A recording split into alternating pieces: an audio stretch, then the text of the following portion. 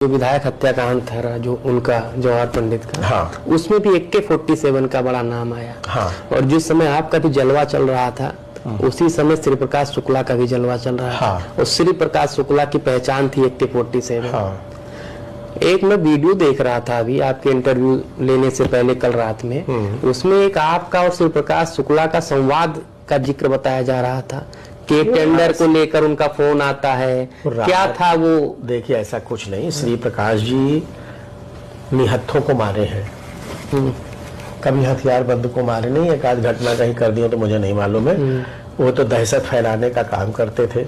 ठीक है, जो इस टाइप के लोग होते हैं ना, वो दहशत फैलाने के बाद पैसा वसूली का काम करते हैं कि अब चैन की जिंदगी जियो, महीने में हमको हर जगह से पैसा मिलता है, लाओ दो अटैची ठोक देंगे। तो अब जो डर गया वो मर गया, जो नहीं डरा वो जिंदा है।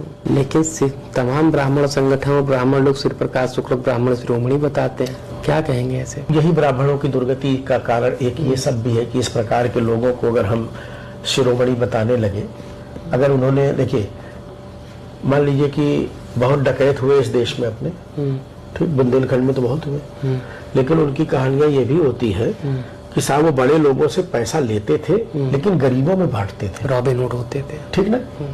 आप शुक्ला जी का एक कोई उदाहरण बताइए कि किसी गरीब की मदद की हो, बता दो आप। ऐसे लोगों को नहीं शोभा, वो कहते हैं महिमा मंडित करना चाहिए। मुलाकात हुई कभी आपकी श्री प्रकाश शुक्ला से? कभी नहीं। मुलाकात का कोई प्रश्न ही नहीं था। अच्छा, मुलाकात क्यों होगी मेरी उनकी? लेकिन आपने कहा ब्राह्मण समाज की दिक्कत है, लेकिन ब्राह्मण समाज के लोग कहते हैं हमने भगवान परशुराम के तेवर जैसे व्यक्ति को नहीं माना, यही कारण है कि आज ब्राह्मण का शोषण हो रहा है। भगवान परशुराम जी ने जो भी अस्त्र शस्त्र, तेवर की बात है, सुनिए, भगवान परशुराम जी ने अस्त्र शस्त्र उठाया, अपने तेवर दिखाया आतताइयों के ऊपर।